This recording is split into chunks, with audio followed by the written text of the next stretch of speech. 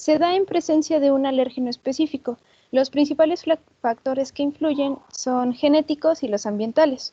Los síntomas de las alergias suelen ser picor de ojos, lagrimeo, hinchazón, problemas digestivos y estornudos. Estos pueden poner en riesgo la vida de una persona si causan una repentina dificultad respiratoria, un mal funcionamiento del corazón y un descenso de la presión arterial que puede acabar en un shock conocido como anafilaxia. Los alérgenos, que se muestran aquí, son antígenos que desencadenan una respuesta inmunológica exagerada en personas sensibles. Esta respuesta se ve agravada en exposiciones posteriores al mismo antígeno. Entre estos alérgenos se encuentran las abejas, el chocolate, el polen, los mariscos, entre otros. Existen diferentes tipos de alergia. La alergia a los inhalantes exteriores, que es el polen, inhalantes interiores como el polvo y los animales, a la ingesta de alimentos sin fármacos, alergias por inoculación, ya sea por picadura de insectos o fármacos, y por último las alergias por contacto. Para el diagnóstico, el médico hace preguntas detalladas sobre los signos y los síntomas, realiza una exploración física y solicita un registro detallado de los síntomas y posibles detonantes. Además, pide que se lleve un registro detallado de los alimentos que se consumen y pregunta si ha dejado de comer el alimento sospechoso durante la evaluación de la alergia. Para determinar el alérgeno se realizan pruebas de piel y análisis de sangre.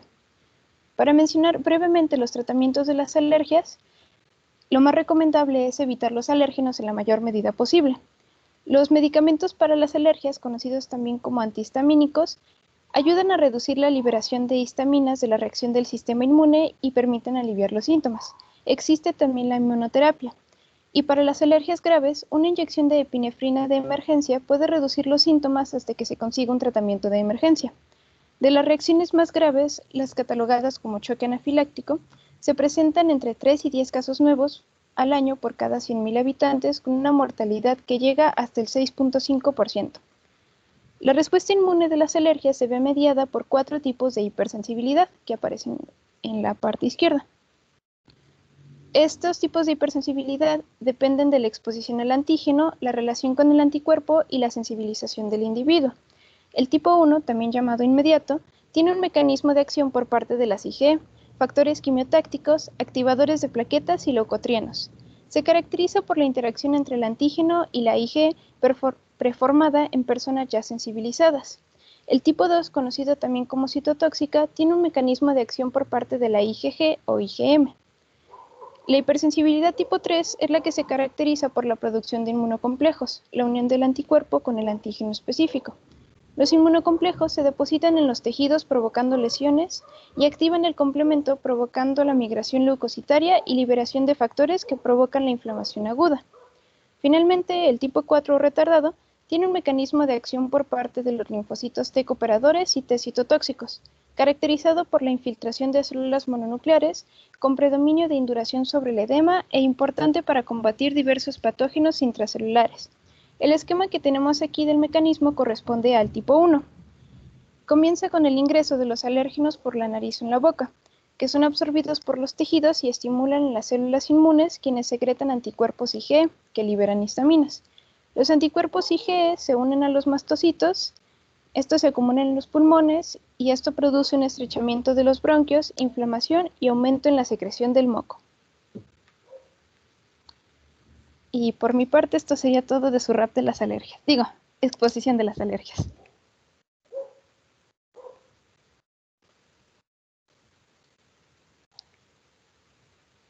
¿Dudas, chicos? Yo, maestra. Adelante. En el análisis de sangre del diagnóstico, ¿qué es lo que mide? También se llama inmunocap y mide la cantidad de anticuerpos que causan alergia en el torrente sanguíneo. ¿Sabes cómo lo hacen, Sofía?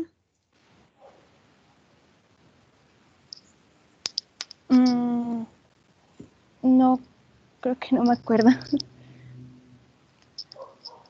¿O si miden anticuerpos totales o específicos? Me parece que son específicos.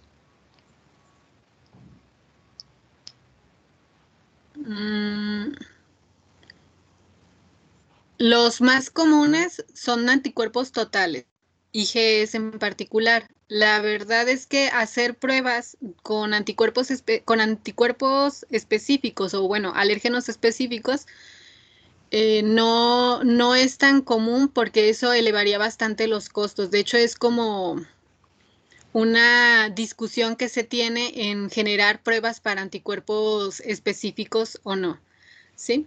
Porque aparte, acuérdate que una persona cuando es alérgica a muchos alérgenos diferentes, no solo a uno. Entonces no es solo hacer una prueba.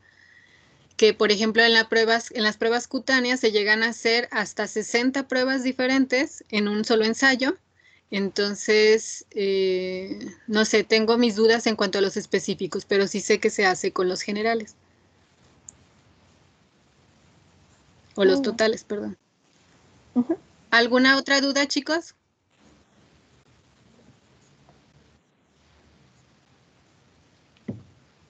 Yo, Adelante, Natalia.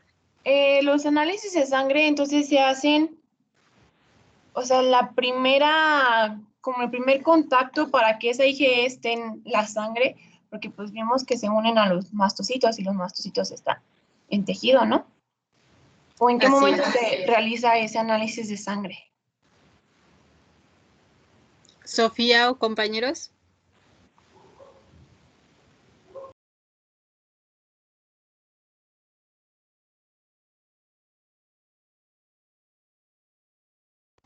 Maestra, se cortó mi internet. ¿La podría volver a repetir, por favor?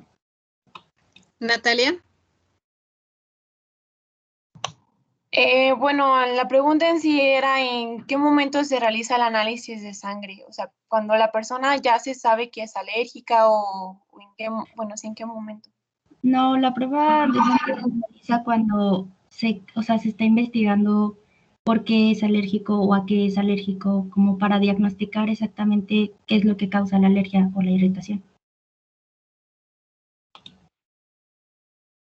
Ok, gracias. Por eso insisto que las pruebas más comunes que se hacen son las pruebas en piel, ¿sí? Porque precisamente como los mastocitos van a estar en tejido y se supone que están sensibilizados, al tú inyectar el alérgeno, vamos a ver una reacción inflamatoria y con base a esa reacción, al nivel de esa reacción, podemos definir hacia qué alérgenos hay una mayor sensibilización.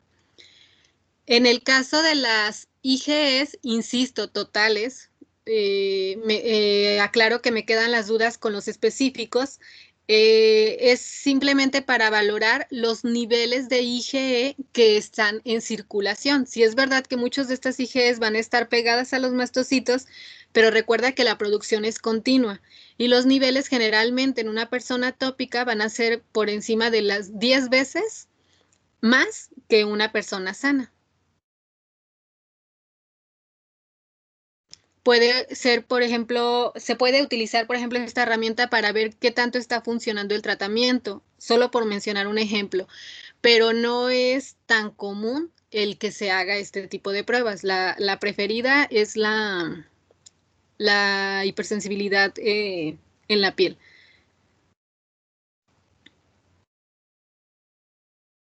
¿Sí, Natalia? Sí, gracias, maestra. A ti. Bueno, chicos, yo nada más quería, si me podían explicar nuevamente el mecanismo de acción de la hipersensibilidad de tipo 1, pero el de los efectos. Me perdí un poquito cuando estaban mencionando eso.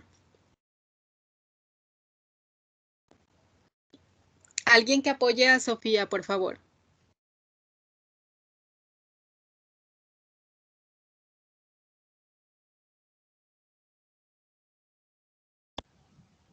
El mecanismo de tipo 1, ¿verdad? Bueno, pues se comienza con el ingreso de los alérgenos y estos son como absorbidos por los tejidos y entonces los alérgenos en los mismos tejidos van a hacer que las células empiecen a secretar anticuerpos IgE, los cuales se unen a los mastocitos y estos se van acumulando en los pulmones y liberan histaminas. Y esas histaminas pues son lo que normalmente los alérgenos o los medicamentos intentan reprimir porque pues no se quiere esa respuesta porque causa hinchazón, irritación, etcétera. Y empieza a comenzar, o sea, bueno, empieza un estrechamiento de los bronquios, inflamación y aumento de la secreción de mocos. Ok, Aurora. ¿Qué es lo que se acumula en los pulmones? Se acumulan los mastocitos unidos a los anticuerpos. Bueno, a las inmunoglobinas. Sí. O sea, bueno, también se acumularían las histaminas, ¿verdad? Porque es lo que libera. Ok, eso fue lo que me perdí un poquito. Acuérdense que los mastocitos ya están en tejido. Los mastocitos pueden generar hiperplasia. ¿Qué quiere decir? Estos, acuérdense que proliferan en el sitio, ¿sí? Pero no es tanto que haya un acúmulo de ellos. Va a haber un incremento en el número de mastocitos sensibilizados. No es que lleguen mastocitos o como es, no sé, cuando hablamos de macrófagos, cuando hablamos de neutrófilos, ¿sí? Sí, maestra. Ok. Muchas gracias, chicos. Pasa el siguiente equipo, por favor, que serían las terapias de alergia.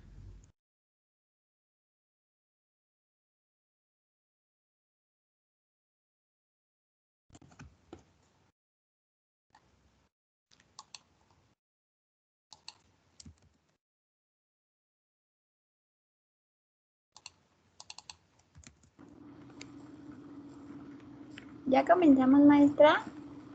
¿Ustedes me dicen? Ah, ok, entonces sí, ya. Va. Okay. El tema tratado en nuestra infografía es la inmunoterapia específica con alérgenos o también conocida como ITA, la cual es la única estrategia terapéutica que trata etiológicamente la enfermedad alérgica mediante la inducción de un estado de tolerancia inmunológica, lo cual consiste en la progresiva administración de cantidades crecientes del alérgeno, modulando así la respuesta inmune IgE mediada al mismo, disminuyendo así la intensidad de los síntomas y mejorando la calidad de vida. Las enfermedades con mayor evidencia sobre los beneficios de la inmunoterapia son las alergias respiratorias, alergias a alimentos o a himenópteros y la dermatitis atópica.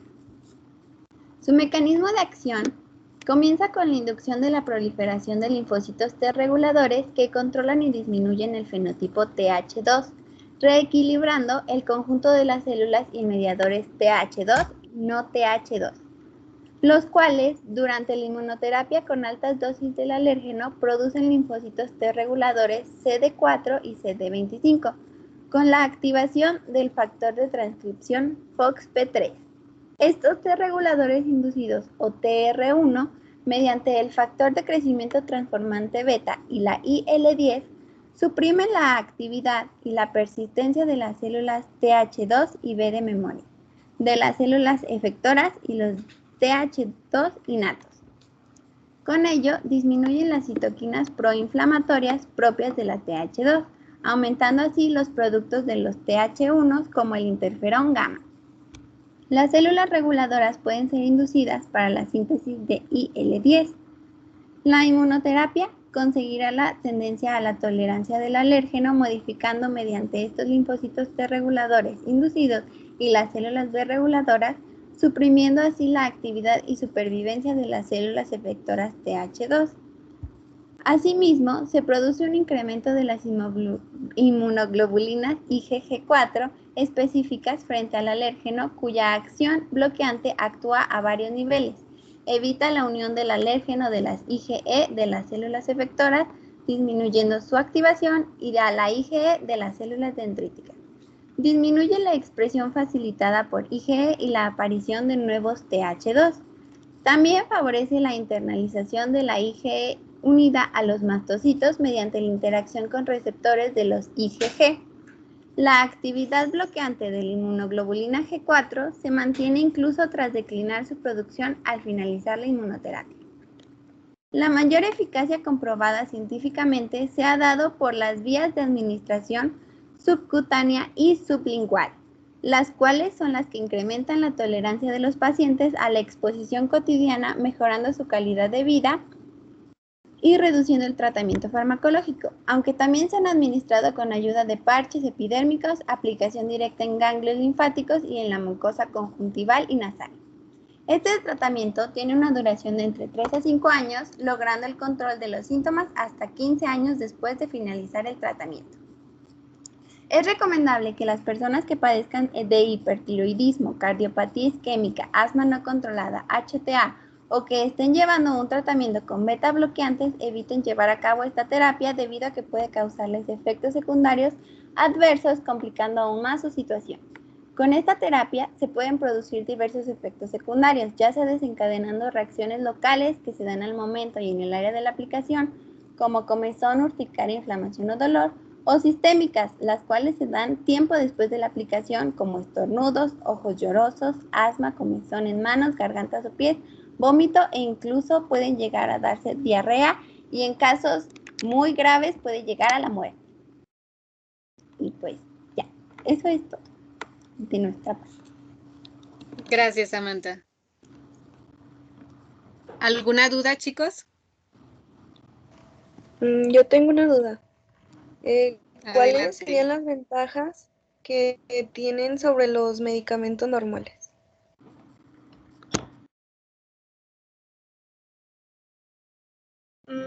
Pues alguna podría ser que los tratamientos que ya existen, pues para las alergias, disminuyen pero nada más los síntomas, y la inmunoterapia trata la causa en sí de las alergias, o sea, se va más a fondo que los tratamientos normales.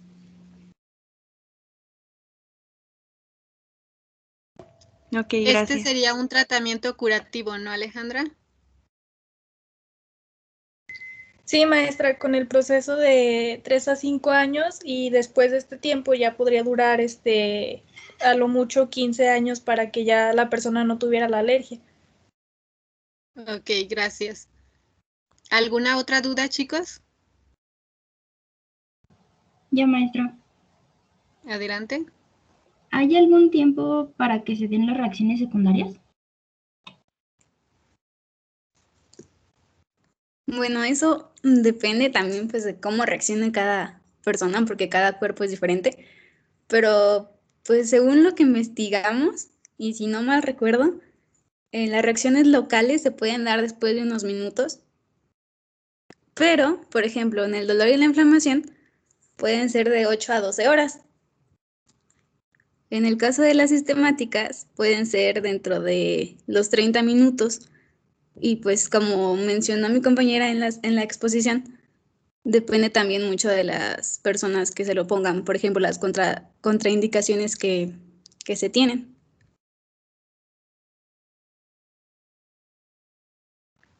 Ok. ¿Alguna otra duda?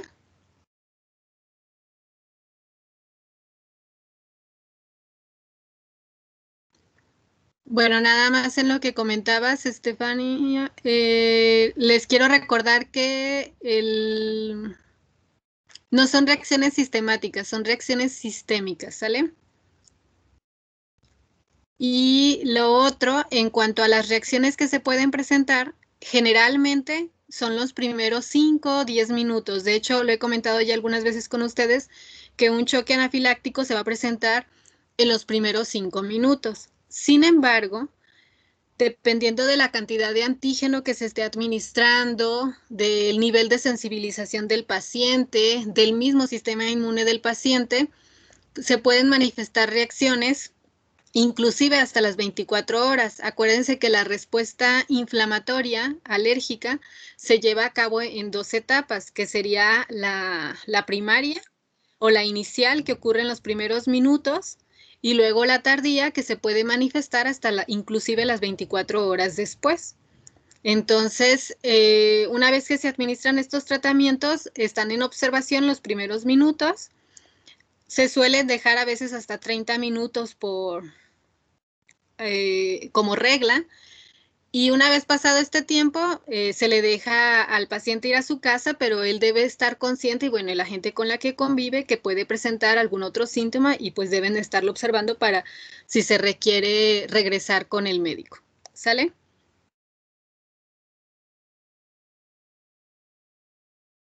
Muchas gracias, chicas. Creo que se cumple el objetivo con el cartel.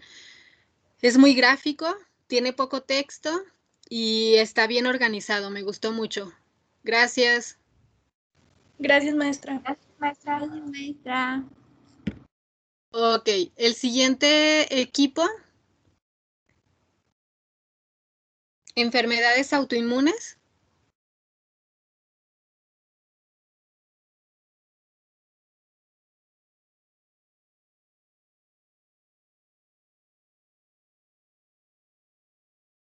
¿Están listos, chicos? A mí me tocó autoinmunidad, pero creo que enfermedades autoinmunes es otro, ¿no? No, autoinmunidad o enfermedades autoinmunes es lo mismo. Ah, ok, muy bien. Entonces voy yo. Ok, si quiere para que, no sé, había a 2 personas a las que había que avisarles que les iba a tocar. El siguiente equipo sería los inmunoterapia para enfermedades autoinmunes. Después sería cáncer. Enseguida de cáncer serían los tratamientos o inmunoterapia para cáncer. Y al último sería inmunodeficiencias y terapia de inmunodeficiencias. ¿Sale, chicos? Adelante, Omar. Ajá, voy, permítame. Usted me dice, para empezar a contar el tiempo. Sí. Voy. Me dicen cuando ya se ve.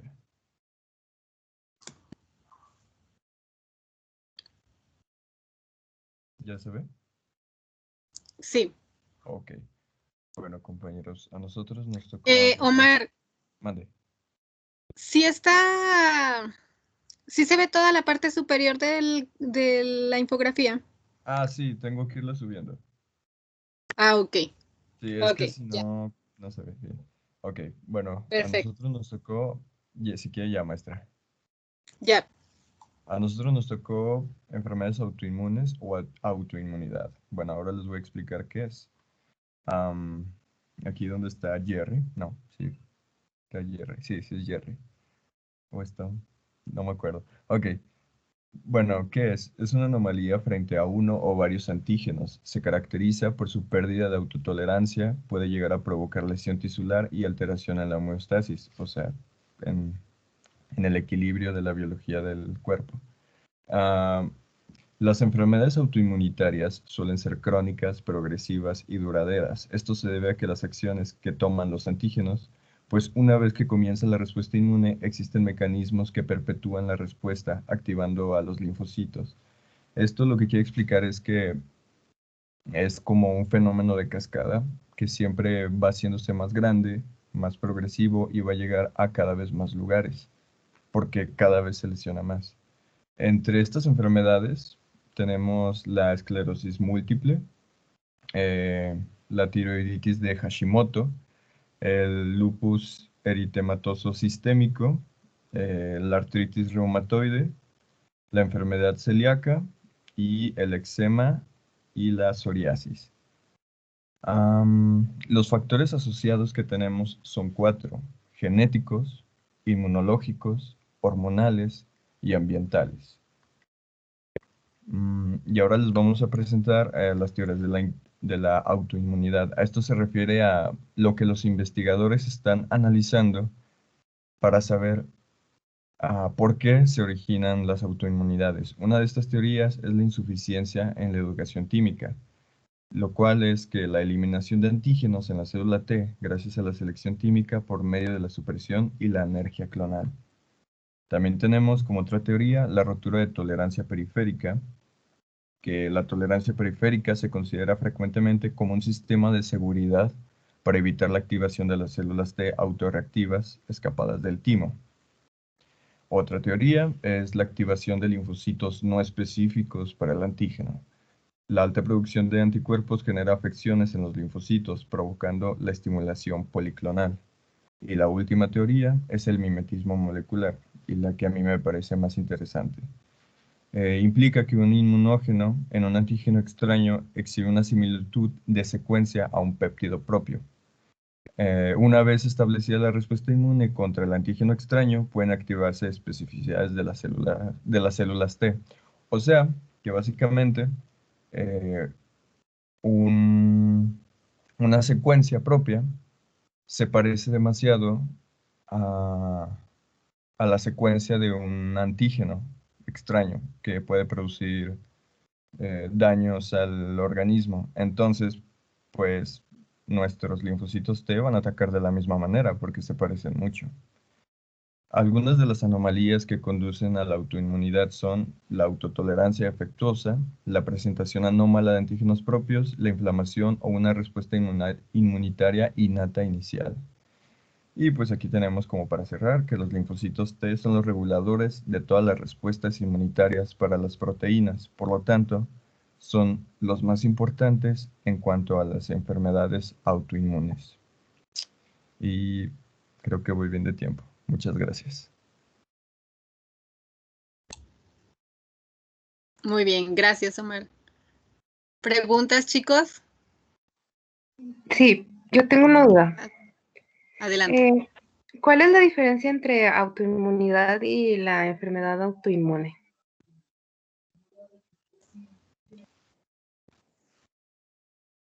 Ok, bueno. La autoinmunidad es el fenómeno fisiológico en sí, y la enfermedad autoinmune es el síndrome clínico que es caracterizado por la activación de las células T o de las células B, o ambas. Y esto siempre te va, bueno, no siempre, pero puede conducir a un daño tisular.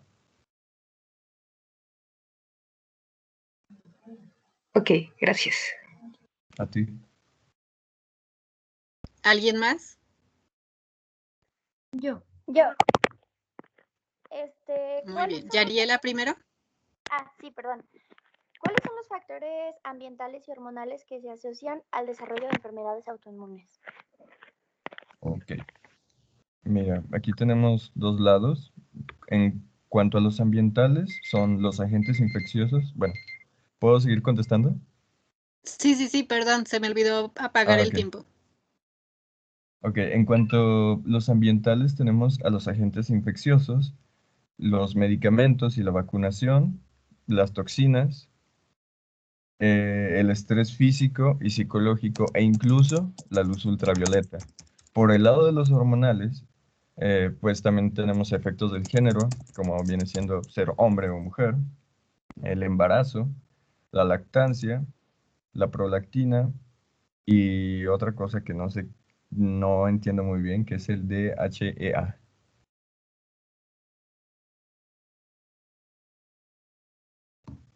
¿Me repites eso, Omar, por favor? DHEA. No, pero tu respuesta, perdón. Estaba despidiendo a Ok. Alicia, que ya se tiene que retirar. Entonces solo le estaba dando las gracias y ya no puse atención en la respuesta, perdón. Ok. Bueno, los ambientales serían agentes infecciosos, medicamentos y vacunación, toxinas, estrés físico y psicológico y también la luz ultravioleta, o sea, la luz del sol. Y alguna de la radiación que nos llega por parte del sol. Y por el lado de los hormonales tenemos efectos del género, si eres hombre o mujer, el embarazo, la lactancia, la prolactina y el que dije que no sabía bien qué era, que es el DHEA.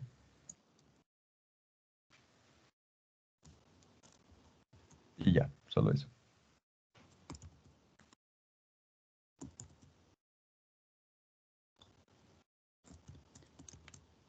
Ok, gracias. Es una hormona, es la testosterona, ¿sale? Ok, gracias. Entonces, por ejemplo, si una persona se quiere cambiar, bueno, quiere hacer cambios en su cuerpo, ya sea por X cosa, si se inyecta testosterona, ¿puede generar enfermedades autoinmunes? No, por eso me quedé pensando, en el caso de la testosterona, al contrario, lo que yo he visto o lo que he leído hasta el momento es que disminuye el riesgo de padecer enfermedades autoinmunes. Entonces, por ejemplo, si alguna persona, bueno, algún hombre está bajo en testosterona, le va a provocar una mayor posibilidad de tener enfermedades autoinmunes. Cerraste muy bien con el de posibilidad, sí. Ajá. Sí, de hecho es con lo que a lo que se asocia el que las mujeres presentemos un mayor riesgo.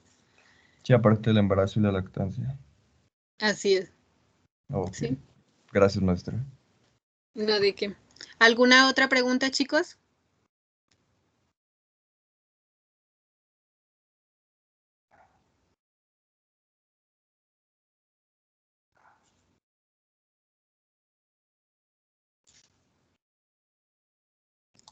Acuérdense que estamos tomando participación. Jessica, José Luis, Caro.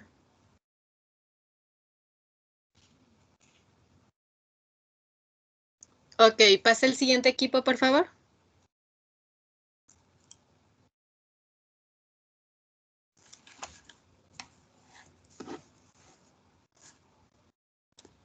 ¿Ya se ve la pantalla, maestra? Sí, lo que escucho es muy bajito. De hecho, no identifiqué quién me habló. Yo, Jessica, pero va a exponerlo Rebeca. Ok. Sí, aquí estoy. ¿Sí me escuchan bien? Ya, a ti te escucho muy bien. Déjale bajo, ya. Ay, perdón, le grité, maestra, perdón. No, es que de verdad no escuchaba a Jessica. Ya. Ustedes me dicen, ¿sale? Sí, espérenme un poquito.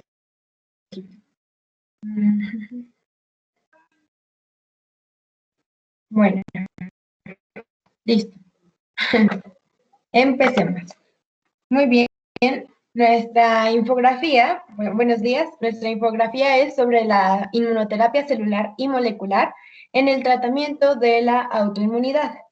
Esta es una terapia biológica y vamos a comenzar explicando que pues existen dos grandes grupos, que son las terapias moleculares y las celulares. Comencemos por las celulares. Las inmunoterapias celulares están basadas en el uso de células pertenecientes al sistema inmunitario y en su mecanismo de acción que permite el tratamiento de diversas patologías. Esto quiere decir que aprovechamos las células del sistema inmune y sus mecanismos, o sea, los propios, para poder controlar estas enfermedades. Las células que más se utilizan son los linfocitos T, linfocitos B, células natural killer, macrófagos, las células dendríticas y células madres. Un ejemplo de una enfermedad autoinmune que fue tratada con células es la enfermedad de Hashimoto. Esta enfermedad es de tipo inflamatoria y también se conoce como tiroiditis. El tipo de inmunoterapia que se usó contra esta fue pues celular, la vía de administración inyectable intradérmica y se utilizan las células dendríticas para combatir los linfocitos T. Esta inmunoterapia tolerogénica es personalizada y está basada en las células dendríticas. Esté personalizada significa que va dirigida específicamente contra un paciente. Por lo tanto, pues este tratamiento no es muy viable para usarse en clínicas o en hospitales completamente, porque es muy específico.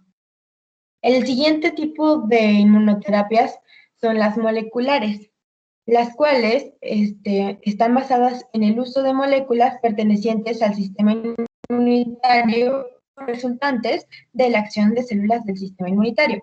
Y esta también permite el tratamiento de diversas patologías. Cabe mencionar que el alcance de las inmunoterapias son diversos y se aplican en distintas etapas de las enfermedades, pero no son completamente curativas. Las moléculas que se utilizan en este tipo de tratamientos son las citocinas, los anticuerpos, péptidos antimicrobianos, que para ellos, como vimos anteriormente, podemos usar herramientas como las que nos permite la biología molecular y la ingeniería genética, por ejemplo. Enzimas, interferones, ligandos y hormonas. Una enfermedad que fue tratada con una inmunoterapia molecular fue la esclerosis múltiple. Esta es una enfermedad inflamatoria crónica y también se administra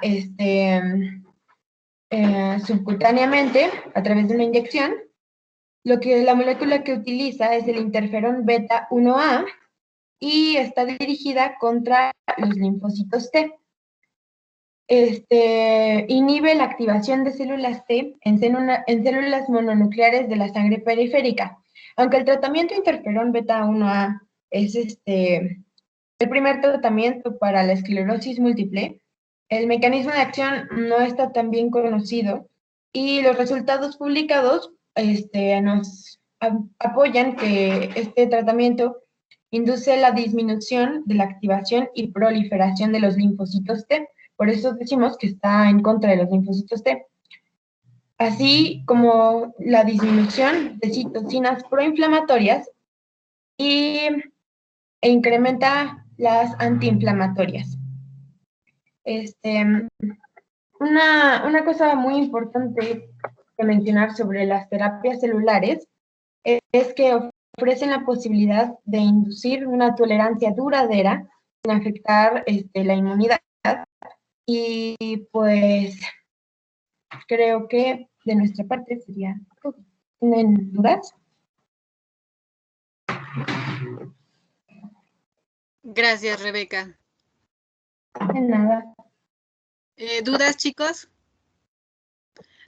¿Me puedes hacer el favor de disminuir tu pantalla para ver la infografía completa?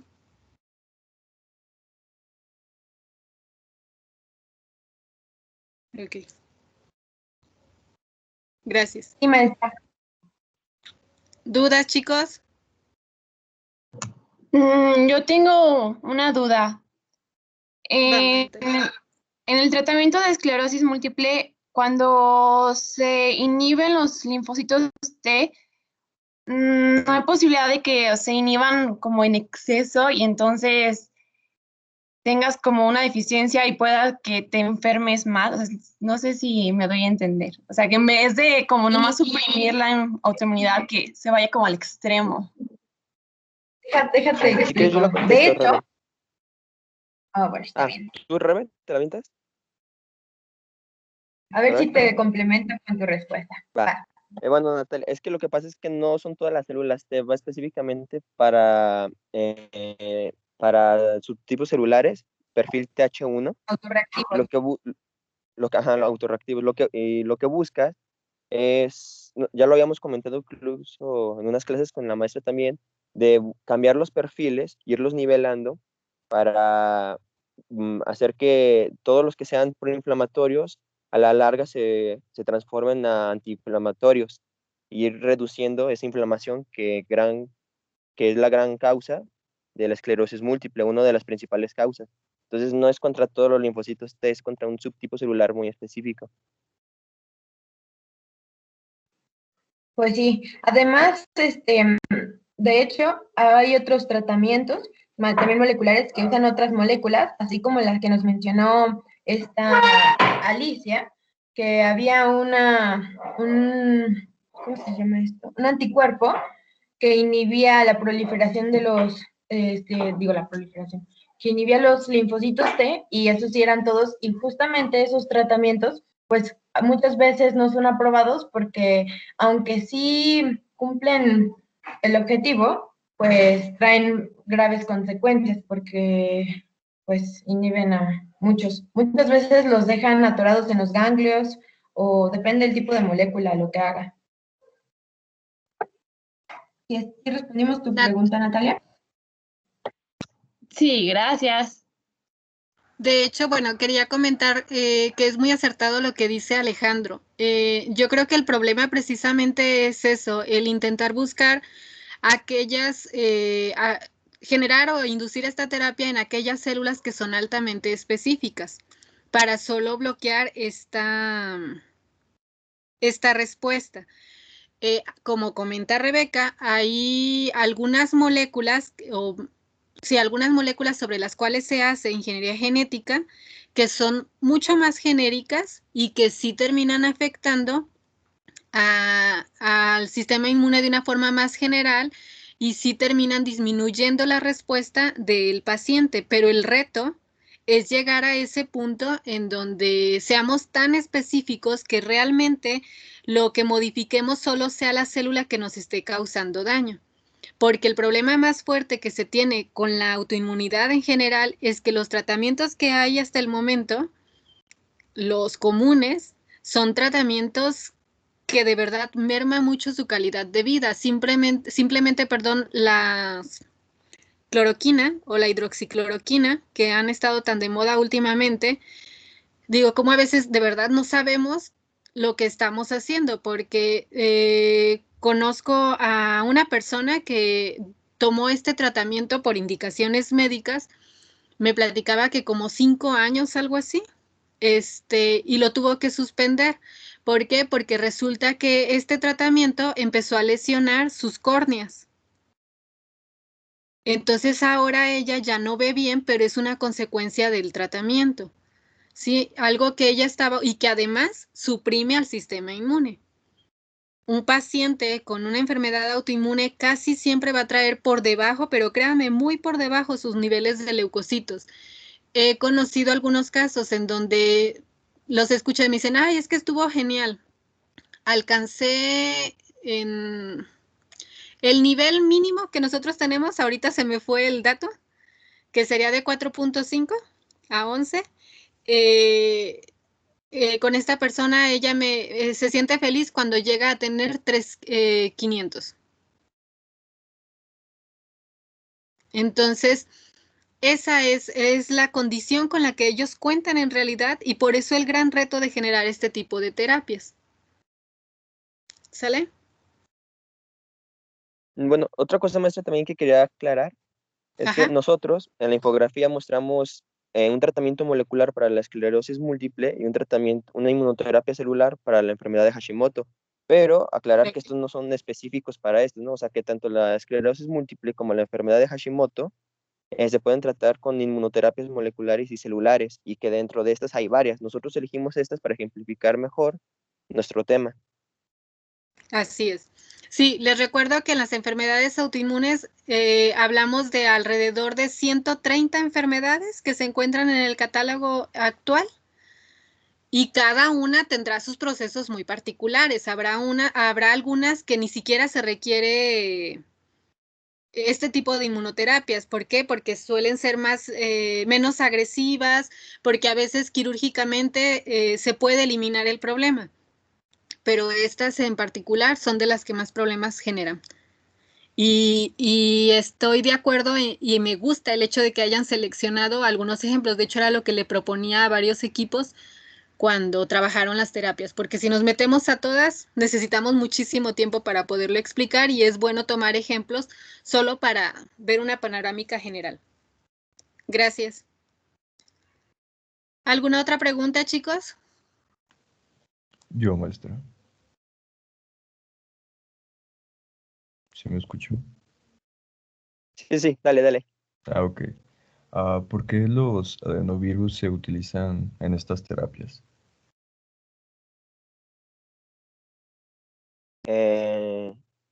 Adenovirus. Más bien, esto no es acá. ¿No? Eso es de cáncer, es clínica. Sí. Bueno, yo entonces, que leí, no. Porque cuando usas adenovirus, lo usas como vectores de material genético. ya. No, sí, perdón. Estaba leyendo otra cosa entonces. Gracias. Yo quería preguntar precisamente, por ejemplo, a nosotros nos tocó la terapia génica Y yo pensaba que la inmunoterapia y la terapia génica era parecida. Entonces, más bien como, ¿cuál es la diferencia como entre ambas terapias? O sea, porque la terapia génica también podría ser como una terapia inmunológica, ¿no? Es muy buena tu pregunta, Cindy. Hasta cierto punto, sí, dependiendo, por ejemplo, si usas la molecular, anticuerpos recombinantes y todo eso, sí estarías metiendo terapia génica, pero ya llevarlo a un sistema inmune, o sea, ya un sistema inmunitario complejo para ver todas las interacciones, me imagino que ahí ya entra en la categoría de inmunoterapia, ¿no? Es como dependiendo de la naturaleza de los genes que estés utilizando, si son como de origen inmunológico, que ya es considerado terapia inmunoterapia, ¿sabes? Estoy de acuerdo y no con los dos. En el caso de la terapia génica es cuando hay una manipulación directa de los genes del paciente. Ya sea porque extraes sus linfocitos y los sometes a una manipulación génica o porque introduces un vector y ese vector se va a expresar dentro del paciente, ¿sí? La inmunoterapia ahí sí sería el empleo de citocinas, el empleo de anticuerpos, la misma vacuna, etcétera. De cierta manera, ¿sí? Oh, ya vi, o sea, y aparte en la inmunoterapia se usan más como las mismas células del sistema inmune y en la terapia génica es más como usar, pues como dijo ahorita Alex, adenovirus, retrovirus y así, ¿no? Sí, y de hecho te iba a decir que de cierta manera, en muchos casos, utilizamos a la terapia génica como una herramienta de la inmunoterapia. Les pongo un ejemplo. Creo que nos lo van a platicar más tarde o ya lo hicieron, no me acuerdo. No, creo que va a ser un poquito más cuando hablen de cáncer o de inmunodeficiencias, creo que también lo van a mencionar. Los linfocitos CAR-T. Podemos decir que es una inmunoterapia porque es una terapia con células del sistema inmune. ¿Sí? Pero esos linfocitos son extraídos para manipular genéticamente a su TCR y por eso podemos decir que es una terapia génica. ¿Sí me explico, Cindy? Sí, maestra, gracias. Acuérdense que la inmunoterapia lo que hacemos es emplear el producto de nuestro sistema inmune.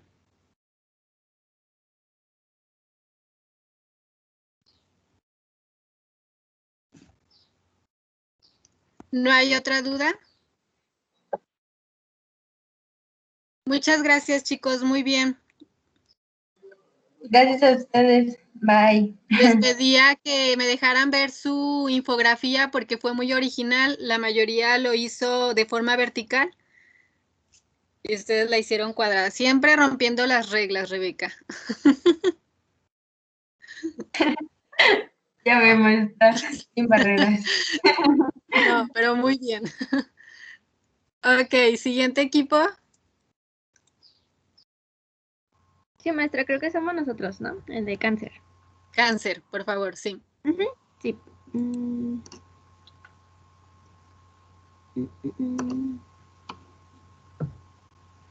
¿Ya se ve? Ya. Ustedes Sí, bueno. me indican, ¿sí? Sí, es que yo no voy a hablar, maestra. Pero. Sí, es que yo voy a presentar, maestra. Sí. Gracias, Mafer. Hola, buen día, muchachos. Les vamos a presentar, bueno, nuestra infografía sobre el cáncer. Primero y para empezar, es importante comentarles que el cáncer, según la OMS, ¿sí me escuchan? Perdonen. Sí, muy bien. Perdón, gracias. Bueno, es un proceso de crecimiento y diseminación incontrolado de las células, el cual puede presentarse en cualquier parte del cuerpo. A este conjunto de células diseminadas se le denomina tumor y suele invadir el tejido circundante, provocando metástasis, inclusive en puntos distantes del organismo. Bueno, hay diferentes tipos de cánceres que se pueden definir, entre otras cosas, por el tejido u órgano en el que se origina. Podemos encontrar de esta manera cánceres como son los carcinomas, que se originan a partir de células epiteliales, y en estos casos tapizan la superficie de órganos o estructuras corporales. También se encuentran los sarcomas, que se forman a partir del tejido conectivo o conjuntivo, como los músculos, los huesos o el tejido graso. También se cuenta con las leucemias, que se originan en la médula ósea, o bien los linfomas, que se desarrollan a partir del tejido linfático, como el que se encuentra en los ganglios u órganos linfáticos. Además de esto, entre los tipos de cáncer, dependiendo, bueno, específicos por su zona, encontramos a los más comunes, como el cáncer cervicuterino, el cáncer de próstata, el cáncer de mama, el cáncer de estómago y el cáncer de pulmones. Estos 5 están plasmados en la presentación gráficamente con imágenes alusivas a cada uno en los tipos de cánceres. Después de esto, en el sistema inmune es importante su función para proteger al hospedero contra el cáncer que se pueda desarrollar. Para esto, bueno, se propuso el concepto de vigilancia inmunológica, el cual se postula tratando de demostrar que los hospederos con un sistema inmune deficiente o no tan bueno son más susceptibles a desarrollar tumores malignos. De igual forma, para describir la capacidad del sistema inmunológico de amoldar la inmunogenicidad de los tumores, se creó el concepto de inmunoedición. Este concepto se puede entender como un refinamiento de la hipótesis de la vigilancia inmunológica. Por este concepto que se explica que el sistema inmune es capaz de amoldar la inmunogenicidad de los tumores y su microambiente para mantener un control sobre ellos. Es decir, que controla tanto, bueno, puede llegar a controlar el sistema inmune tanto la cantidad como la calidad de estos tumores. Este concepto de inmunoedición se divide en 3 fases. Se las explico. La primera fase es la eliminación. En esta fase, el sistema inmune, tanto innato como adaptativo, trabajan en conjunto para erradicar el crecimiento de tumores de forma exitosa. Aquí se cuenta con un sistema inmune, bueno, el hospedero cuenta con un sistema inmune eficiente. La siguiente fase es la fase del equilibrio, en donde las células tumorales que han sobrevivido a la fase de eliminación entran en esta fase y en la cual únicamente participa el sistema inmunológico adaptativo y se da el proceso de la presión de selección inmune para que se continúen eliminando las células tumorales. En la tercera fase, la última de estas 3, que es el escape, las células cancerosas que sobreviven por la reducción de su inmunogenicidad se desarrollan características para combatir al sistema inmune, como lo puede ser la resistencia a funciones citotóxicas de células autoinmunes o el reclutamiento de células inmunes capaces de inhibir la respuesta antitumoral del hospedero. Al pasar estas 3 etapas de la inmunoedición, estas células cancerígenas, si lo llegan a hacer, el sistema inmune también cuenta con una respuesta ante ya un crecimiento tumoral, ya que una vez pasando las 3 etapas anteriores, ya se tiene un caso clínico de cáncer.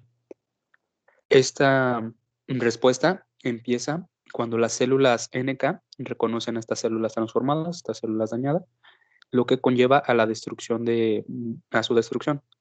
Los fragmentos de estas células, ya una vez destruidas, son fagocitadas por macrófagos y también son procesadas por células dendríticas, las cuales liberan también citocinas inflamatorias y presentan a las moléculas derivadas de estas células, de las células transformadas, a los linfocitos T y B, las cuales pueden producir citocinas adicionales que promueven la producción de anticuerpos y células T específicas para el tumor. Todo esto este diagramita se los mostramos en la respuesta ante el crecimiento tumoral.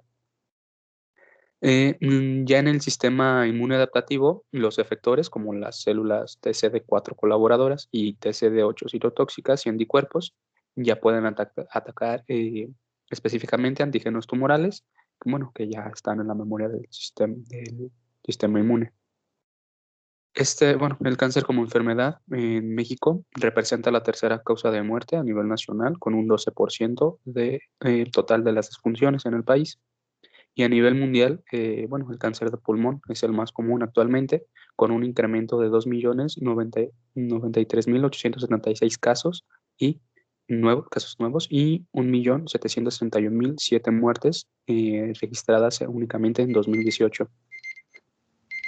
Ay, maestra. Sea muy breve. Entiendo que ya nada más es para tener un tratamiento efectivo y aumentar las probabilidades de éxito bueno, contra el cáncer. Uno de los factores más importantes es el correcto diagnóstico oportuno. Y para esto primero se debe de realizar un interrogatorio médico cuando se tienen síntomas y para una mayor certeza y especificación se realiza un estudio histológico sobre el tumor sospechoso. Listo, gracias. Ok, gracias. ¿Alguna duda, chicos? Yo tengo una. Yo, maestra. Vaya, sí. Adelante. Ok. Bueno, tengo duda de cómo reclutan las células tumorales a células del sistema inmune para que no sean detectados.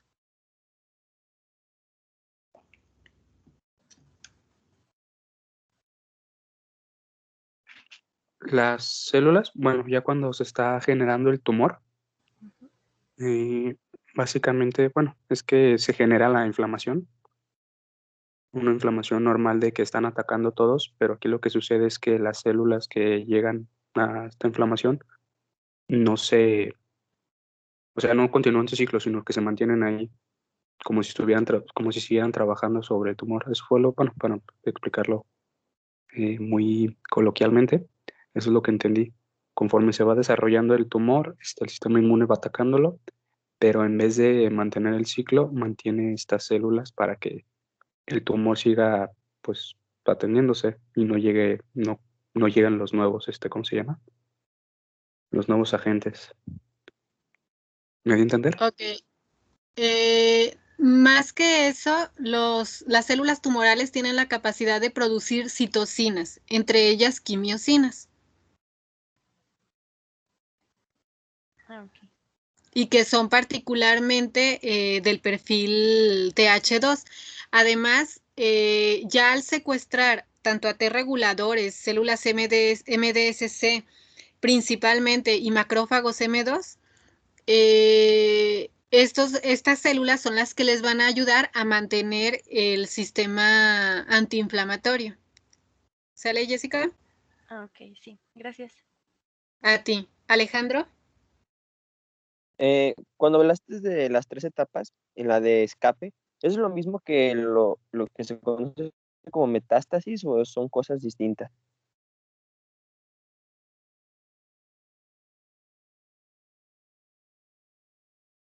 No. Bueno, la etapa del escape es antes de que se genere el cáncer como tal. Todavía el sistema inmune lo tiene, bueno, lo están medio controlando, ya sea en esta etapa en la que se desarrolla el cáncer ya como ¿cómo se llama? Bueno, ya como una afección. En el caso del escape solamente se refiere a que las células van a continuar proliferando, pero el sistema inmune va a perder el control.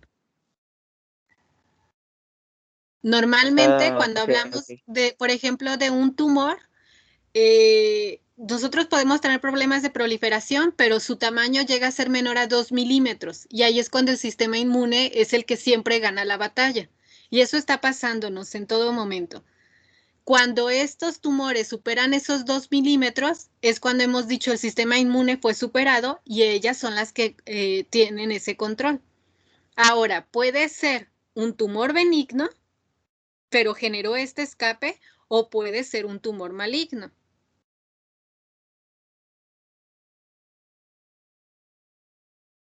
¿Sí queda claro, Sí, Alejandro? gracias. No, de nada. Sí, gracias, maestra. Y Ok. también gracias, Juan. Yo tengo otra duda, maestra. Sí, Rebeca. Perdón, Fabi. ¿Cuál es la diferencia, o sea, entre tumor benigno y maligno? ¿En dónde se ubica o sea, histológicamente tienen diferencias? O bueno, no sé si... Sí, bueno, más bien es en dónde se ubica y cómo actúa en el tejido.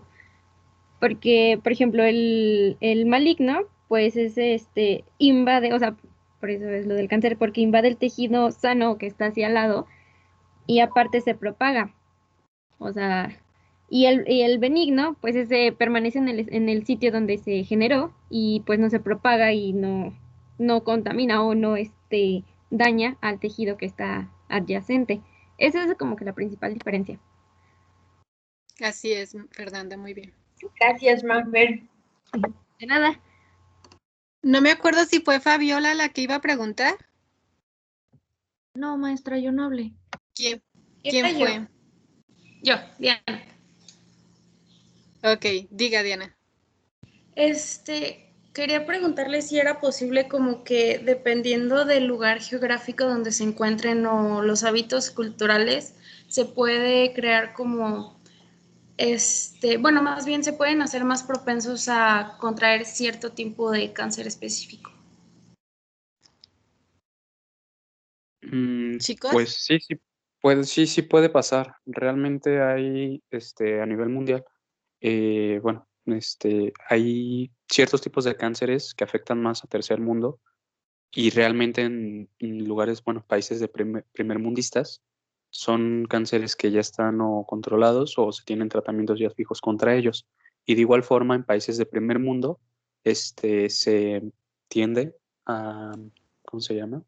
Se tienden a generar cánceres de otro tipo. Cánceres, ya los que les presentamos, cáncer de pulmón, cánceres de colon, cánceres de mama.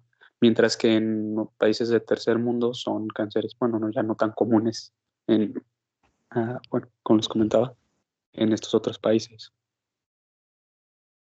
Yo me atrevería a decir incluso que más que sean por cuestiones geográficas, factores medioambientales, cuestiones de hábitos y cosas así. ¿Sale? Ok, pasa el siguiente equipo. Chicos, ahora les voy a cortar un poquito el tiempo de preguntas porque quiero cerrar el curso y no quiero robarles tiempo de su otra clase. ¿Sale? Entonces, pasa el siguiente equipo.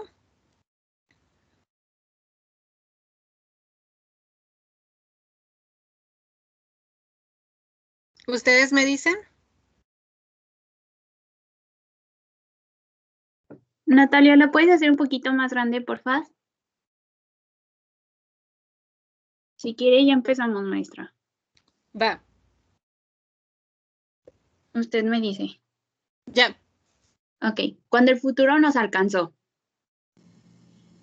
Por primera vez en la historia se crearon métodos contra el cáncer más eficaces. La inmunoterapia busca eliminar los mecanismos supresores de la respuesta antihumoral. Esto se va a dar por dos tipos. Por disminución de de las células supresoras, en este caso los linfocitos T reguladores y las células supresoras de origen mieloide, asimismo aumentando el funcionamiento de las células efectoras, siendo los linfocitos T cooperadores y citotóxicos. En cuanto a los anticuerpos monoclonales, van dirigidos contra epitopos específicos, ubicados en la superficie de células inmunológicas. Por su parte, la inmunoestimulación tiene como objetivo liberar la respuesta antitumoral de los frenos a la activación y proliferación de linfocitos. Su blanco terapéutico son las moléculas coestimuladoras, presentes únicamente cuando la célula T se ha activado, en donde podemos encontrar ejemplos como OX40, ICOS, GITR y CD137. Los cuales cuentan con capacidad antitumoral, favorecimiento de la diferenciación, así como proliferación de células T. Por otro lado, las galectinas son proteínas endógenas, con un rol especial al suprimir la respuesta inmunológica contra tumores. Se busca específicamente suprimirlas. De esta forma, se convierten en posibles blancos terapéuticos. Las más utilizadas son 1, 9 y 3. Además del bloqueo de puntos de control, que busca inhibir por medio de anticuerpos neutralizantes, frenando la activación de linfocitos T, además de que potencializan la respuesta inmunológica antitumoral, siendo así CTLA4 y PDL1 los aprobados. También existe la transferencia adaptativa de linfocitos T, los cuales su objetivo es aprovechar la capacidad de las células inmunológicas de reconocer y destruir el tumor, por medio de la transferencia de las células de los ganglios linfáticos mediante el uso de tumores sólidos y líquidos, por medio de la administración de citocinas y eliminación de los linfocitos en circulación. A partir de ello se van a obtener 4 tipos o estrategias de transferencia de linfocitos T. Los antitumorales naturales, los cuales su objetivo es la purificación y proliferación en medios de cultivo de los linfocitos T provenientes del tumor para reforzar la función efectora y reactivar la respuesta antitumoral. Su eficacia va a depender del tipo de tumor y del sistema inmune del individuo. Asimismo, existen los linfocitos T con TCR transgénicos e híbridos, donde el TCR transgénico se va a encargar de la identificación y selección del antígeno tumoral blanco por medio de la secuenciación, clonación, TCR como transgen a los linfocitos de sangre periférica.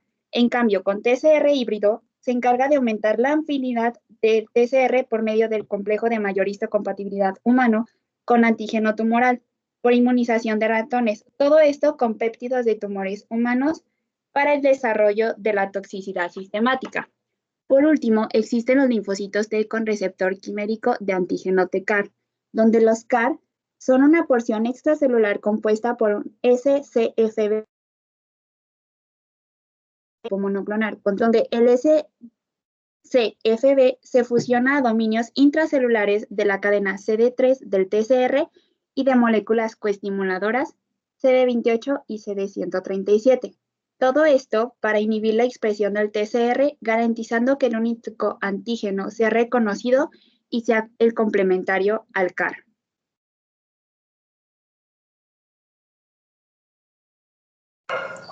Finalmente, existen otros métodos como las vacunas antitumorales y virus oncológicos, que en conjunción con técnicas de ingeniería genética buscan el ataque a células tumorales.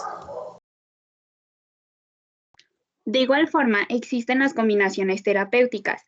Estas se van a utilizar cuando el paciente no responde a las terapias ya mencionadas y presenta problemas inmunológicos. Todo esto para evitar u obtener efectos sinérgicos. Un claro ejemplo son las quimioterapias combinadas con las inmunoterapias. Las inmunoterapias más estudiadas y utilizadas son los linfocitos T de receptor, ya que son aprobadas en uso. Listo, maestra. No sé si tengan alguna duda nuestros compañeros. Yo. Sí, dime. La pregunta es que ¿cuál es la función de la molécula coestimuladora OX40? Ok, esa yo la respondo. Primero que nada, esa es una molécula que está en la familia del receptor del factor de necrosis tumoral y básicamente permite que se activen señales antiapoptóticas y así promueve la memoria inmunológica y actividad antitumoral.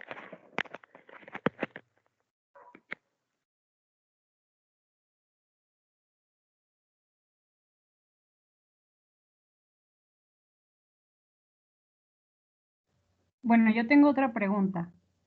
Mi pregunta es, por ejemplo, mencionaron la inmunoterapia. ¿Esta es mejor que se administre sola o que se administre después, por ejemplo, de una quimioterapia o simultáneamente?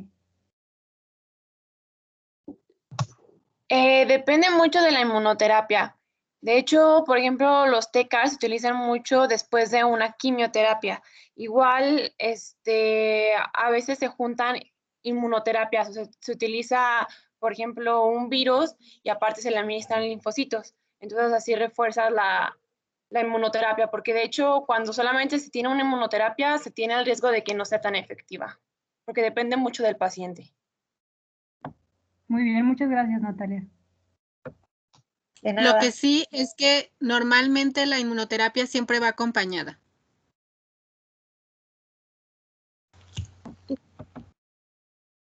Gracias. Yo tengo una última pregunta, perdón. Ok. ¿Modificados los linfocitos T? Cristal, no te entendí. Les preguntaba cómo son modificados los linfocitos T. Ah, ya, gracias. Bueno, los linfocitos T son modificados con un vector que puede ser retroviral o lentiviral. Este se encuentra presente en las cadenas alfa y beta del TCR. Y todo esto se va a llevar a cabo por medio de técnicas de secuenciación.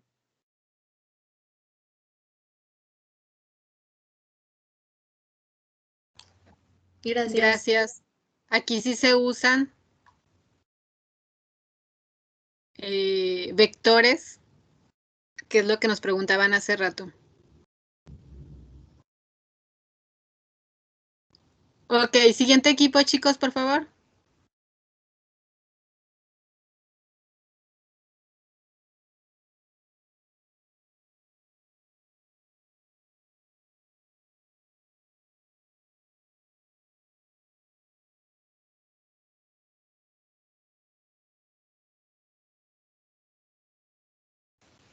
Maestra, ¿cuál es el que sigue? Inmunodeficiencias. Ah, ya lo estamos cagando. Gracias.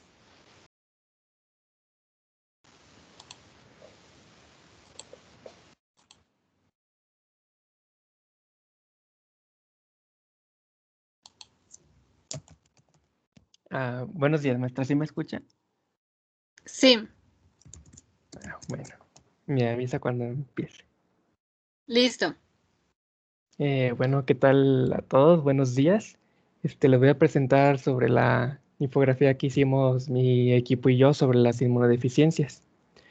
Primero que nada, pues, ¿qué son las inmunodeficiencias? Estas serían un estado patológico en el que el sistema inmunitario no va a cumplir con su papel principal que le corresponde, lo que vendría siendo la protección del organismo.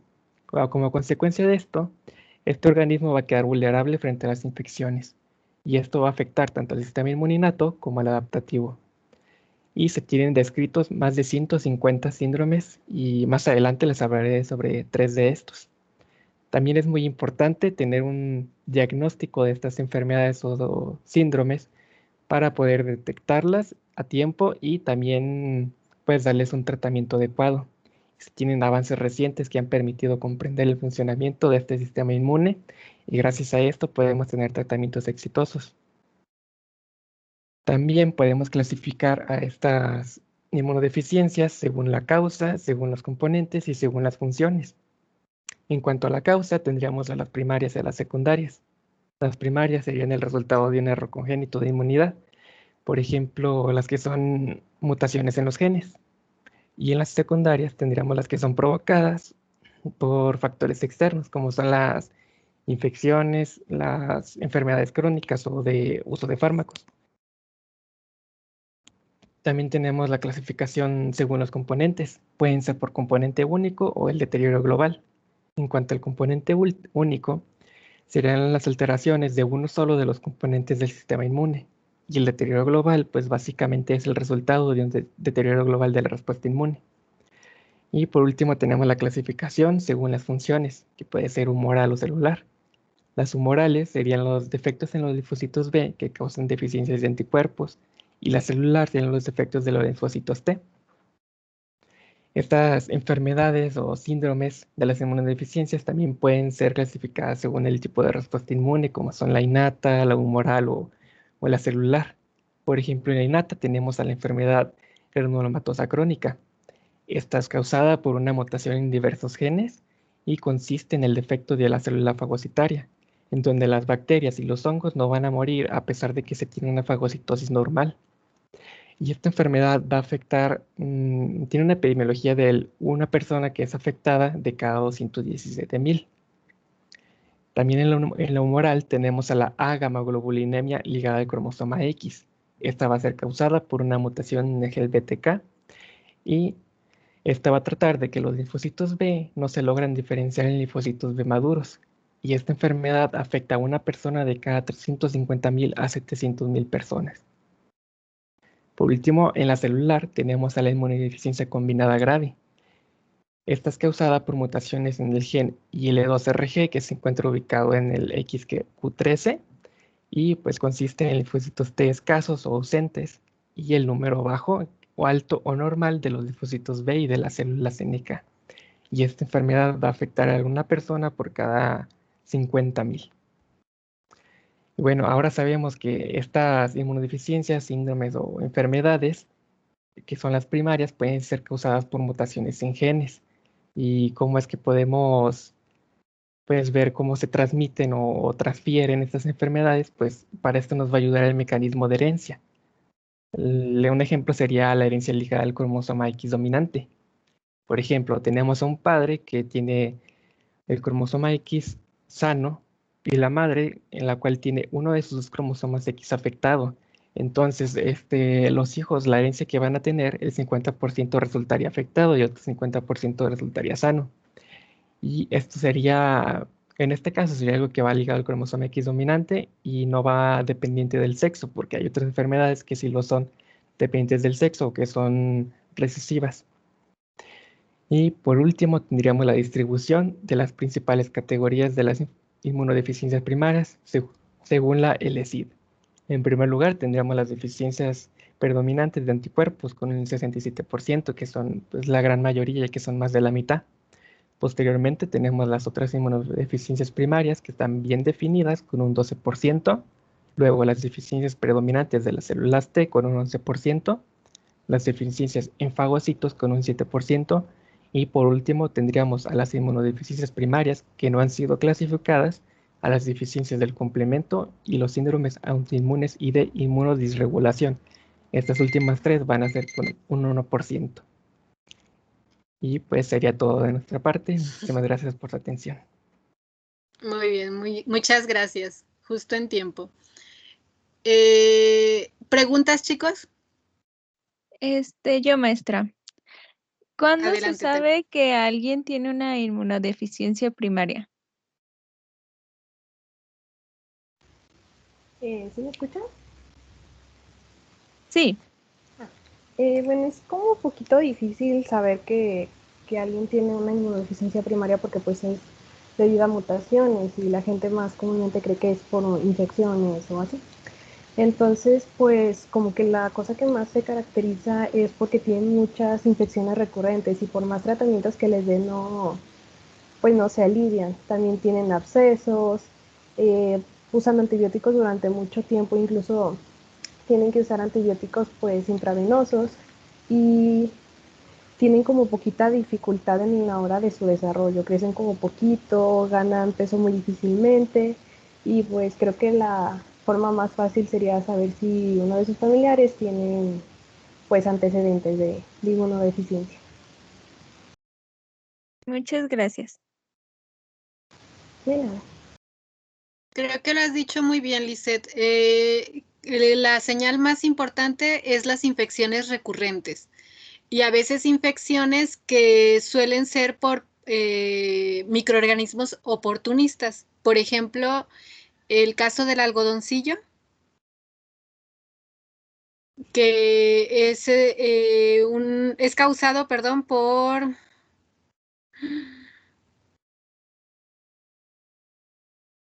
Ay, este hongo común, la levadura. Candida albicans, perdón, gracias. Por Candida albicans, en donde la mayoría de los pacientes pues pasa o desapercibido o sí se puede presentar, pero no genera cuadros tan agresivos como lo hace con una persona con inmunodeficiencia. Y la otra, que también es una realidad, es que una persona con inmunodeficiencia va a tener reacciones importantes o puede tener reacciones importantes ante algunas vacunas y muchas veces es a partir de ahí donde se comienzan a dar cuenta. ¿Sale? Sobre todo, ¿con cuáles vacunas serían?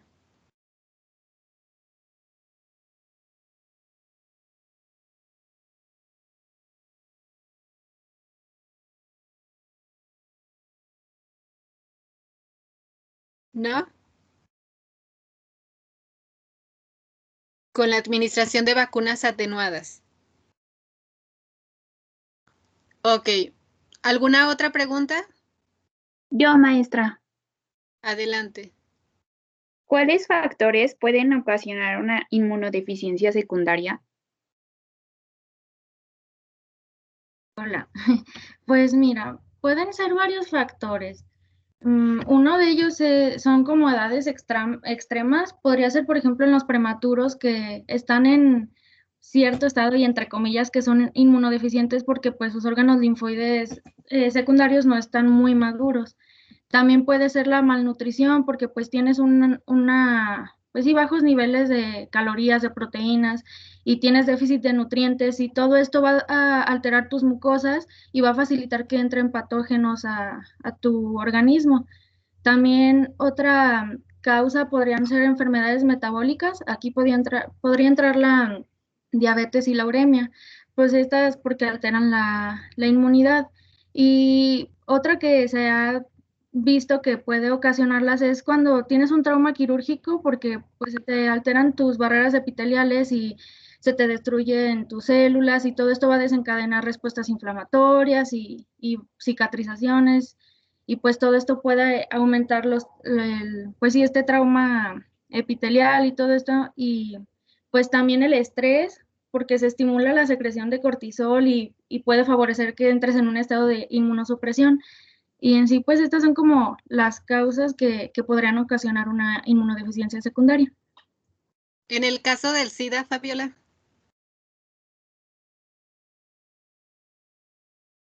En el caso del SIDA también, de hecho, muchas personas que tienen SIDA, pues estas son otras de las complicaciones que se les dan, porque pues literalmente tu cuerpo ya no es capaz de atacar microorganismos o bacterias o lo que sea que entre, entonces todo esto te puede ocasionar que tu sistema inmune no esté reaccionando de la manera en que debe y se te puedan complicar más cosas. Pero ahí, ¿cuál es el factor detonante de la inmunodeficiencia?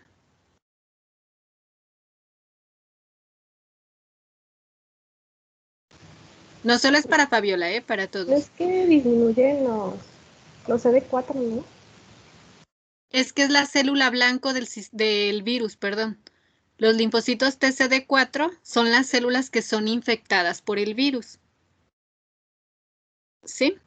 Entonces, no es el único patógeno que puede provocar este tipo de deficiencias. Claro que sí es la deficiencia, yo creo, mejor conocida, de las más agresivas, pero hay otros en donde los patógenos pueden atacar macrófagos o algunas otras células del sistema inmune que puede tener consecuencias negativas en los mecanismos de defensa. Yo creo que en el SIDA su importancia radica es la célula que gobierna el sistema inmune, prácticamente lo que eliminan. Sería comparable, por ejemplo, con la ISG, que es el síndrome de inmunodeficiencia grave o combinada, ¿sí?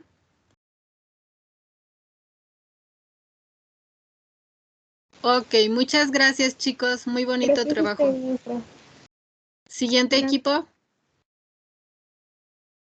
Y último, ya para terminar. Ya, maestra, deje, comparte pantalla. Apenas estoy conectándolo.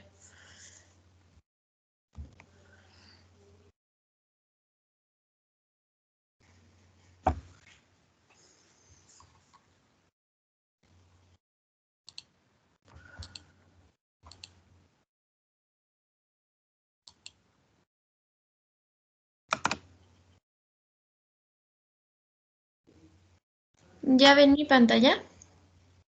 No, todavía no. Ya, bueno, ahí va cargándose.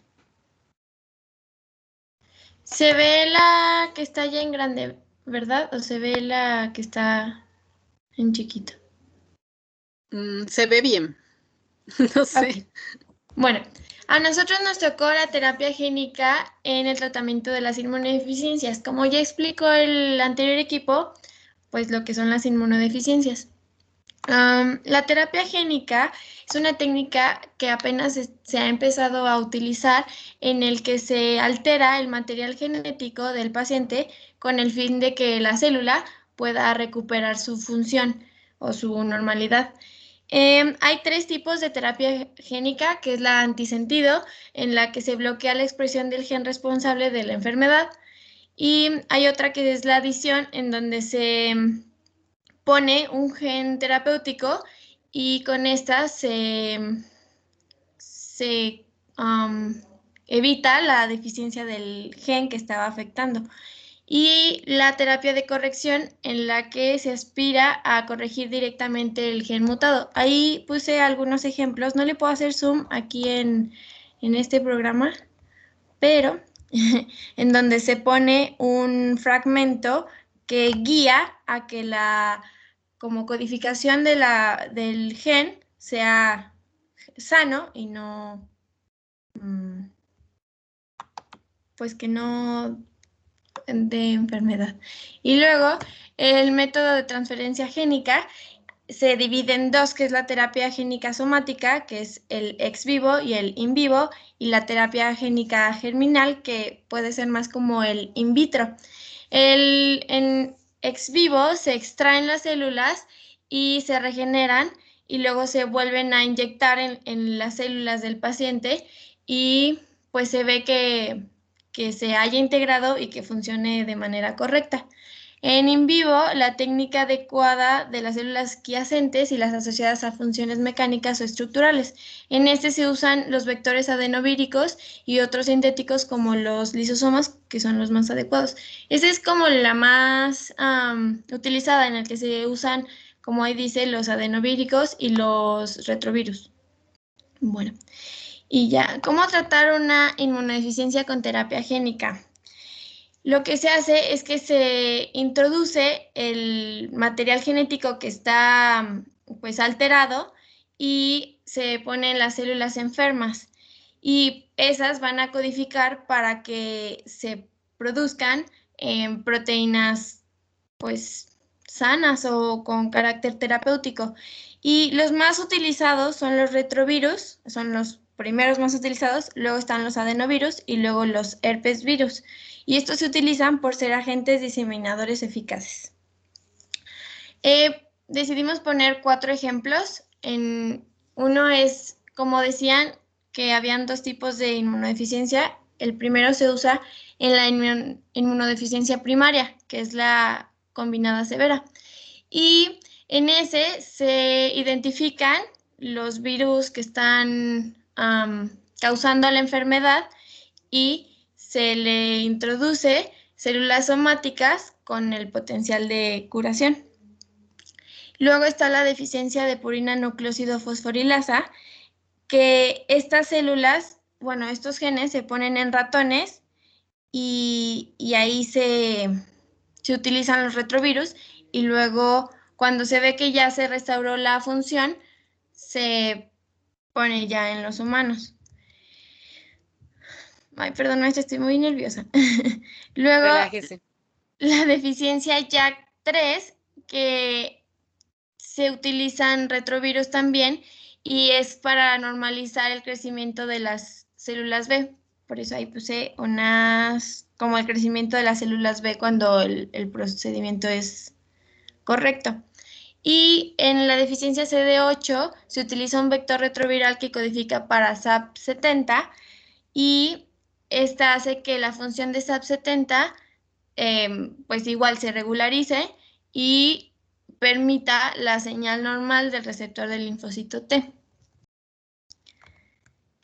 Y bueno, quisimos agregar también cómo es que la terapia génica se utiliza en la actualidad y algunos ejemplos que han tenido como una buena respuesta. Se ha utilizado en anemia de drepanocítica, en terapias CAR-T que combaten algunos tipos de cáncer, con injertos de piel, tratamiento de Luxturna, que son algunas enfermedades en la retina, y ensayos clínicos en pacientes con hemofilia. Y bueno, ¿cómo es que la biotecnología entra con la terapia génica? Pues desde el 2018, más o menos, ha surgido como muy fuerte la terapia, bueno, el CRISPR-Cas9. Y esto ha ayudado a combatir junto igual con retrovirus, bueno, antirretrovirales para el VIH, porque ya sabemos que el VIH es, bueno, se contagia con un retrovirus. Entonces, al usar CRISPR-Cas con antirretrovirales, ayuda a eliminar, se ha visto una correcta eliminación de este virus en animales vivos. Y pues nada más se ha probado con ratones. Y creo que ya es todo. Muchas gracias. ¿Dudas? Bueno, yo quería saber esta última parte que mencionabas de CRISPR-Cas, ¿ahí qué se estaba haciendo en ese estudio? Lo que se hacía es que hay un gen que, bueno, creo que era CCR5, en el que ese mostraba resistencia al virus. La gente que tenía como, bueno, más bien los ratoncitos que tenían como variantes genéticos que inactivaban ese gen, podían, más bien eso, presentar resistencia al virus. Entonces lo que se empezó a hacer con CRISPR-Cas y con los antirretrovirales era inactivar ese gen para que los ratoncitos pudieran tener resistencia a la infección por el virus. No sé si te respondí tu pregunta. Oh, ya. Muchas gracias, Cindy. Solo para agregar a la respuesta de Cindy, el CXR5 es el receptor de entrada del virus del VIH. Es uno, son dos los que pueden participar, pero bueno, este es uno, este es de los macrófagos particularmente. ¿Sale? Sí, maestra, muchas gracias. Gracias a ti, Fabi. ¿Alguna otra pregunta? Yo. Adelante, Víctor. Hubo una parte que mencionaste de los ejemplos, que se usaba un vector para la activación de SAP70. No me acuerdo exactamente cuál ejemplo era, creo que fue el último. Pero entonces, ¿qué es eso de SAP70?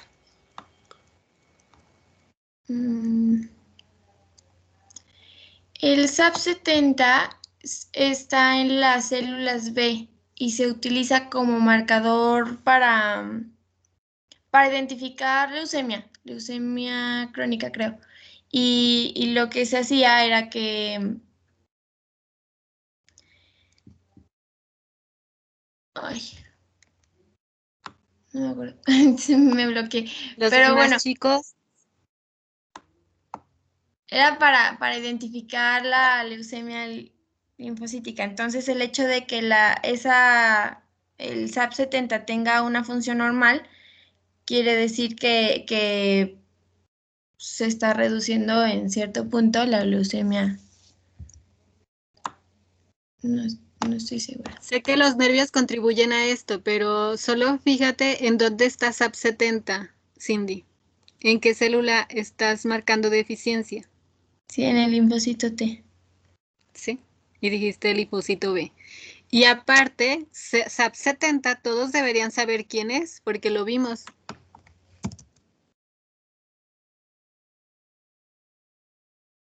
Es una tirosinasa que participa en la señalización tanto de BCR como de TCR para formar los mentados señalosomas para la comunicación al núcleo.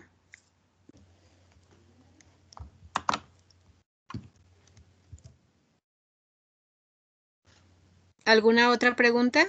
Gracias, Cindy. Gracias, Víctor.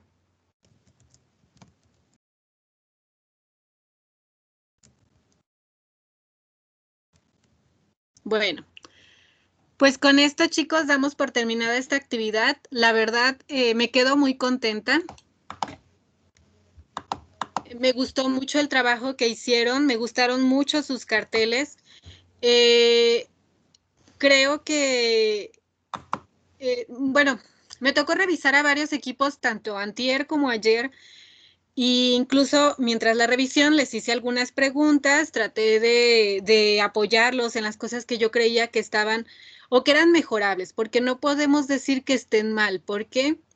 Porque esto es una actividad muy personal, es una actividad que refleja el estilo de cada persona y es válido. Entonces, en general me gustó la forma en la que lo hicieron, me gustó la forma en la que se prepararon. Sé que muchas de las preguntas que hicimos son preguntas sembradas, pero me gustó cómo las abordaron, o sea que no hay problema. Me gusta el hecho de que participen y eso lo agradezco. No quiero hacerles el cuento largo, les dije que les tenía una sorpresita.